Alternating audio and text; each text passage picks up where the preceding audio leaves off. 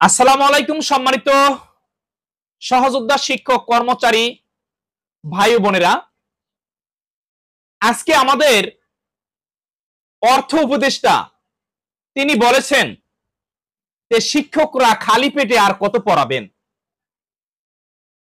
তো মাননীয় অর্থ উপদেষ্টা আপনি যে কথাটি বলেছেন সে কথাটি আসলেই সত্য, কিন্তু আসলে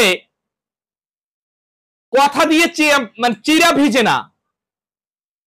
চিরা ভিজাতে হলে পানির দরকার আছে। আপনি কি সেই পানি দিতে পারবেন? যদি সত্যিকারে যদি আপনার এই কথাটি সত্য হয়ে থাকে, আপনি যদি হৃদয় ধারণ করে থাকেন, তাহলে এমপিভুক্ত শিক্ষায় যে বৈষম্য রয়েছে সেই বৈষম্যটি আপনি দূর করবেন। আপনার কথা যদি সত্য হয়, আপনি যদি শিক্ষকদের যে কষ্টের কথা আপনি যদি যদি আপনি হৃদয়ে ধারণ করে থাকেন, তাহলে অবশ্যই শিক্ষকদের যে দাবি সে দাবির ফাইল আপনার কাছে যাচ্ছে, সে দাবিটি আপনি দ্রুত বাস্তবায়ন করবেন, অর্থ ছাড় দেবেন। আপনি যদি সত্যিকারের শিক্ষা বান্ধব হয়ে থাকেন, তাহলে শিক্ষকদের যে যৌক্তিক দাবি সেই যৌক্তিক দাবি আপনি মেনে নিয়ে পরিপত্র জারি করবেন এবং আপনি সম্মতি জ্ঞাপন করবেন। শিক্ষকদের দাবি ছিল 20% বাড়ি ভাড়া এবং 1500 টাকা চিকিৎসা ভাতা। সেই দাবিটি আপনি মেনে নেবেন।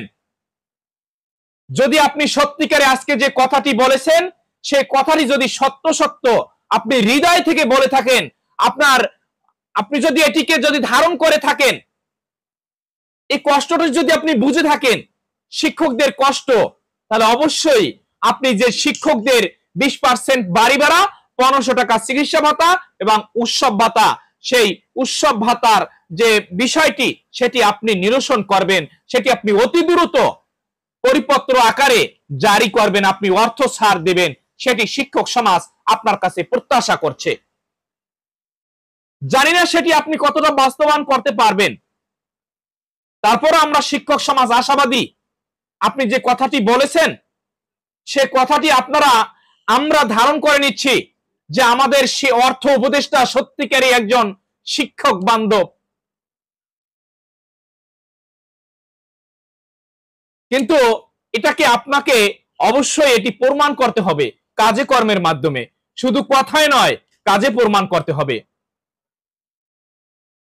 আমরা পড়েছিলাম ছোটবেলায়, আমাদের দেশে হবে সেই ছেলে কবে কথায় না বড় হয় কাজে বড় হবে। মাননীয় অর্থ উপদেষ্টা আপনি যে কথাটি বলেছেন সেটি আপনি শুধু কথায় নয়, সেটি যেন আপনি বাস্তবায়ন করতে পারেন, আপনি যেন সেটি প্রতিফলন ঘটাতে পারেন।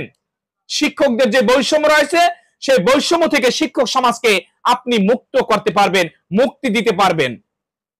সেটি 6 লক্ষ শিক্ষক সমাজ আপনার কাছে প্রত্যাশা করছে। আশা করি অতি দ্রুত আপনি এটি সম্মতি জ্ঞাপন করে পরিপত্র জারি করবেন।